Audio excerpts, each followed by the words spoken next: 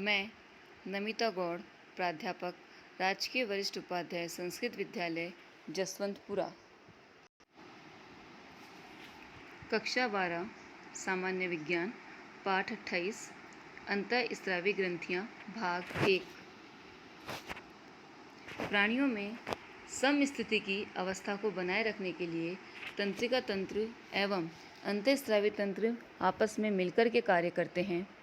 अंतःस्रावी तंत्र के द्वारा हार्मोन का स्त्रवण होता है जो कि जैव क्रिया के ऊपर नियंत्रण करते हैं। ये हार्मोन प्रोटीन या स्टेरॉइड प्रकृति के होते हैं जो जल में घुलनशील होते हैं और जैसे ही इनका कार्य समाप्त होता है ये नष्ट हो जाते हैं। अंतःस्रावी तंत्र और इसकी कार्यप्रणाली के अध्ययन को अंतःस्रावी विज्ञान कहते हैं और थॉमस एडिसन को अंतःस्रावी विज्ञान का जनक कहा जाता है। कशेरुक प्राणियों में 3 प्रकार की ग्रंथियां पाई जाती है। पहली, बहिस्रावी ग्रंथियां। ये ग्रंथियां वाहिनी युक्त ग्रंथियां होती है, अर्थात इनके द्वारा स्रावित पदार्थ को एक स्थान से दूसरे स्थान तक ले जाने के लिए वाहिनियां पाई जाती है, जैसे श्वेत ग्रंथि, तेल ग्रंथि, श्लेष्मा ग्रंथि, लार ग्रंथि और यकृत। दूसरी ग्रंथि है अंतःस्रावी ग्रंथियां। इन्हें नलिका विहीन ग्रंथियां भी कहते हैं। इनके स्राव को एक स्थान से दूसरे स्थान तक ले जाने के लिए नलियां नहीं पाई जाती, इसलिए ये कार्य रक्त के द्वारा किया जाता है, जैसे पीयूष ग्रंथि, थायराइड ग्रंथि, एड्रिनल ग्रंथि। तीसरी ग्रंथि है मिश्रित ग्रंथियां। ये ग्रंथियां बहि और अंतःस्रावी दोनों प्रकार की ग्रंथियों के रूप में कार्य करती हैं और इसका उदाहरण है अग्नाशय ग्रंथि।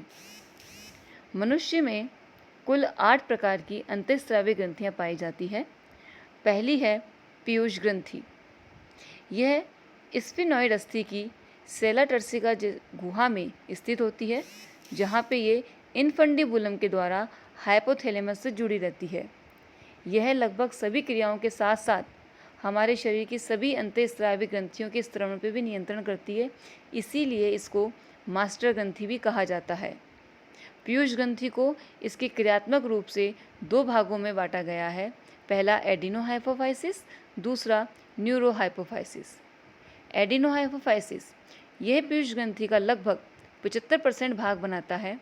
इसके द्वारा 7 प्रोटीन हार्मोन का स्त्रवण किया जाता है। सबसे पहला है वृद्धि हार्मोन।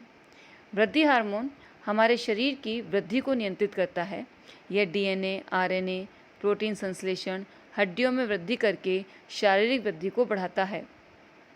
प्रोलैक्टिन हार्मोन ये स्त्रियों के अंदर गर्भकाल के दौरान स्रावित होता है ताकि स्तनों की वृद्धि को बढ़ा सके, जिससे शिशु के जन्म के बाद दुग्ध का स्त्रवण को प्रेरित किया जा सके। तीसरी, पुटिका प्रेरक हार्मोन। यह हार्मोन पुरुषों में शुक्रजनन और स्त्रियों में अंडजनन साथ साथ मादा हार्मोन एस्ट्रोजन के स्त्रवण को प्रेरित करता है। ल्यूटिनाइजिंग हार्मोन एवं अंतराली कोशिका प्रेरक हार्मोन। यह हार्मोन पुरुष में वृषण की अंतरस्त्राली कोशिकाओं को नर हार्मोन और स्त्रियों में अंडोत्सर्ग, कार्पस ल्यूटियम के विकास और प्रोजेस्टेरोन के स्त्रवण को प्रेरित करता है। एड्रिनोकार्टिकोट्रोपिक हार्मोन यह हार्मोन एड्रिनल ग्रंथि के कॉर्टेक्स भाग को हार्मोन स्त्रवण के लिए प्रेरित करता है। थायरोट्रोपिन या थायराइड प्रेरक हार्मोन यह थायराइड ग्रंथि को वृद्धि एवं हार्मोन स्त्रवण के लिए प्रेरित करता है। मिलेनोसाइट प्रेरक हार्मोन यह मिलेनोफोर्स को उत्तेजित करता है। दूसरा भाग न्यूरोहाइपोफाइसिस। यह भाग अपेक्षाकृत छोटा और ठोस होता है, जिसके द्वारा वैसोप्रेसिन और ऑक्सीटोसिन नामक हार्मोन स्रावित होते हैं। वैसोप्रेसिन को एंटी डायूरेटिक हार्मोन भी कहते हैं, जिसकी कमी से डायबिटीज़ इंसिडिपिडस रोग हो जाता है।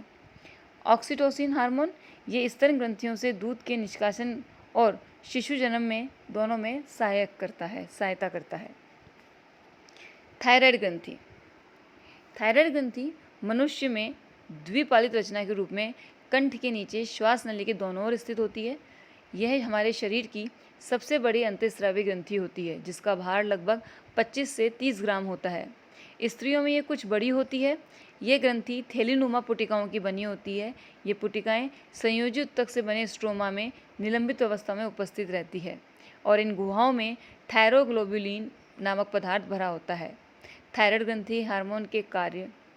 थायराइड ग्रंथि के द्वारा थायरोक्सिन हार्मोन का स्त्रवण किया जाता है, जो कि हमारे शरीर में उपापचय की दर में वृद्धि करके O2 की खपत, हृदय स्पंदन की दर, प्रोटीन, ग्लाइकोजन, वसा के संश्लेषण और शरीर के ताप को बढ़ावा देते हैं। साथ साथ में ये उत्तक के विभेदन और टेडपोल के कायांतरण के लिए आवश्यक होता है। मेंढक में टेडपोल की अवस्था अंडे और वयस्क के बीच की अवस्था होती है, और जब टेडपोल को पर्याप्त मात्रा में थायरोक्सिन हार्मोन उपलब्ध होता है तो ये कायांतरण के द्वारा वयस्क के अंदर रूपांतरित हो जाता है। थायराइड की अनियमितताएं। थायराइड ग्रंथि की कमी से गलगंड या घेंगा रोग हो जाता है, जिसके अंदर गर्दन फूल करके मोटी हो जाती है। बचपन में थायराइड के अल्प स्त्रवण से जड़ मानवता रोग हो जाता है, जिसमें बच्चे बौने और मंदबुद्धि युक्त होते हैं। वयस्कों में थायराइड के अल्प स्त्रवण से मिक्सिडीमा रोग हो जाता है, जिसमें जड़ मानवता के दोषों के साथ साथ त्वचा के अंदर जल के भर जाने से, एकत्रित हो जाने से वह त्वचा फूल जाती है।